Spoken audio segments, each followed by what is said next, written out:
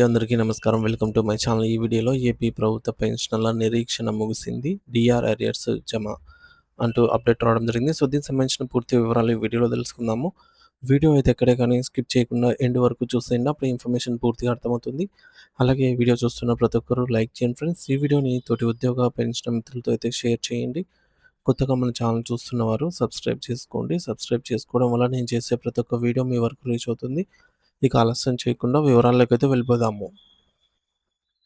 Friends, ఇక విషయానికొచ్చినట్లయితే 2026వ సంవత్సరం జనవరి 14వ తేదీన ఆంధ్రప్రదేశ్ రాష్ట్రమంతటా సంక్రాంతి పండుగ శోభ ఉట్టిపడుతోంది. సో, తెలుగువారి అతి పెద్ద పండుగ కావడంతో ఊరు వాడ వచ్చి పచ్చని తోరణాలు, ముగ్గులు, గంగిరెద్దుల సందడ్లతో కళకళలాడుతోంది. ప్రతి ఇంట్లోనూ కొడుకు, కోడళ్ళు, అల్లుళ్ళు, మనవళ్ళు, మనవరాలతో కలిసి కుటుంబాన్ని ఒకే చోట చేరి కుటుంబమంతా కూడా ఎంతో సంతోషంగా గడుపుతున్నాయి. సరిగ్గా అదే సమయంలో చాలామంది పెన్షనర్ల మొబైల్ ఫోన్లకు మెసేజ్‌లు రావటం మొదలయ్యాయి. వారి ఖాతాల్లో జూలై 2018 నాటి డీఆర్ బకాయిలు జమ అయ్యాయి అనే వార్త వారికి ఆనందాన్ని రెట్టింపుని చేసింది. సో, ఒకరు ఫోన్ చేసుకుంటూ పండుగ కానుక ప్రభుత్వం విడుదల చేసింది అని జెప్పేసి హర్షం వ్యక్తం చేస్తూ శుభాకాంక్షలు తెలుపుకున్నారు. మరి పండుగ ఖర్చులకు ఈ డబ్బు ఎంతో ఆసరాగా నిలిచిందని అందరూ మురిసిపోయారు. కానీ ఈ పండుగ వెలుగుల మధ్య సుమారుగా 20% మంది పెన్షనర్లు ఇళ్లలోనే నిశ్శబ్దం అల్లుకుందనమాట. ఎందుకంటే 20% మందికి జమ కాలేదు. మరి అందరికీ డబ్బులు పడుతుంటే తమ ఖాతాలో మాత్రం డబ్బులు పడలేదు ఎందుకు అని వారు తీవ్ర ఆందోళనకు గురయ్యారు. సో, ఒక రోజు, 2 రోజులు, 3 రోజులు చూసారు. అలా వారం, 10 రోజులు గడిచినా కూడా నిరీక్షణ ఫలించలేదు. సంక్రాంతి పండుగ ముగిసినా కూడా బకాయిలు అందకపోవడంతో ఆ వృద్ధ పెన్షనర్లు తీవ్ర నిరాశకు లోనయ్యారు. చివరకు తమ ఆవేదనను వెళ్ళగక్కడానికి state government pensioners association SGPA Guntur శాఖను ఆశ్రయించారు. పెన్షనర్ల సమస్యను అర్థం చేసుకున్నటువంటి సంఘం నాయకులు వెంటనే రంగంలోకి దిగి మంగళగిరిలోని సీఎఫ్ఎంఎస్ ప్రధాన కార్యాలయాన్ని సంప్రదించారు. అక్కడ అధికారులతో జరిపిన చర్చలలో అసలు విషయం అనేది బయటపడింది. కేవలం ఒక చిన్న సాంకేతిక లోపం కారణంగానే ఈ యొక్క అమౌంట్ జమ కాలేదు అని అయితే తెలిసిందనమాట. సో, కొంతమందికి డేటా ప్రాసెస్ కాలేదు అని జెప్పేసి తెలిసింది. మరి దీన్ని త్వరలోనే సరిచేస్తామని అధికారులు హామీ ఇచ్చారు. అయితే ఆ హామీ కార్యరూపం దాల్చడానికి అక్షరాల 5 నెలల సమయం పట్టింది. జనవరి నుండి మొదలుకొని ఈ నిరీక్షణ ఫిబ్రవరి, మార్చి, ఏప్రిల్ నెలల వరకు కొనసాగుతూనే వచ్చింది. మరి ఈ వారం వచ్చే నెల వచ్చేస్తుందిలే అని ఆశగా చూస్తూ 5 నెలలు గడిచిపోయాయన్నమాట. ఈ క్రమంలోనే పెన్షనర్ల బాధ వర్ణనాతీతం. చివరకు మే 3వ తారీఖున ఒక శుభవార్త వినబడింది. ఇన్నాళ్లుగా పెండింగ్‌లో ఉన్న ఆ 20% మంది పెన్షనర్లకు సంబంధించి డీఆర్ పేసిప్ అరియర్ పేసిప్స్ సీఎఫ్ఎంఎస్ సైట్‌లో జనరేట్ అయ్యాయి. ఈ వార్త తెలియగానే పెన్షనర్ల ముఖాల్లో మళ్ళీ చిరునవ్వులు వికసించాయి. ఇన్నాళ్ల నిరీక్షణకు ఫలితం దక్కిందని వారు ఊపిరి పీల్చుకున్నారు.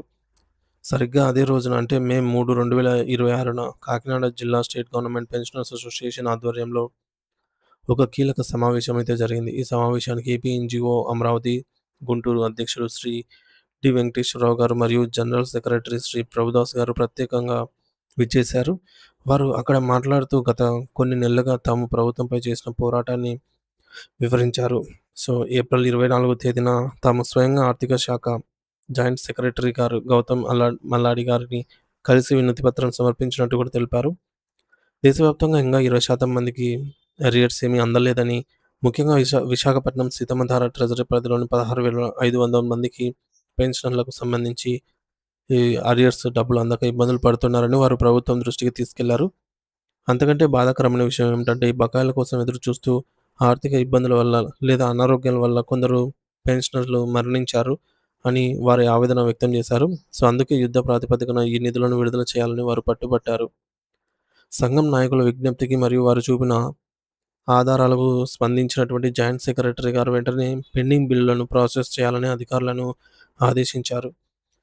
మరి ఆ ఆదేశాల ఫలితమే ఈరోజు మన కళ్ళ ముందు కనిపిస్తున్న పేసిప్స్. ఈ పేసిప్స్‌ను గమనిస్తే ఒక ఆసక్తికరమైన విషయం కనిపిస్తుంది. కొందరికి పేసిప్‌లో అమౌంట్ 2 భాగాలుగా చూపిస్తుంటే, ఒకటి కంబైన్డ్ స్టేట్ బకాయిలు, రెండోది ఏపీ స్టేట్ బకాయిలు. ఈ విధంగా దీనికి కారణం చూపిస్తున్నాయన్నమాట. సో, దీనికి కారణం ఏంటంటే సదరు పెన్షనర్ ఉమ్మడి ఆంధ్రప్రదేశ్ రాష్ట్రంలో ఉద్యోగ ప్రస్థానాన్ని ప్రారంభించి రాష్ట్ర విభజన తర్వాత రిటైర్డ్ అవ్వడమే. సో, విభజన చట్ట ప్రకారంగా పాత బకాయిలను ఉమ్మడి లెక్కల్లో, కొత్త వాటిని ప్రస్తుత రాష్ట్ర లెక్కల్లో చూపించాల్సి ఉంటుంది. అలా కాకుండా 2014 కంటే ముందే రిటైర్ అయిన వారికి మాత్రం ఒకే మొత్తంగా బకాయి అయితే చూపిస్తుంది.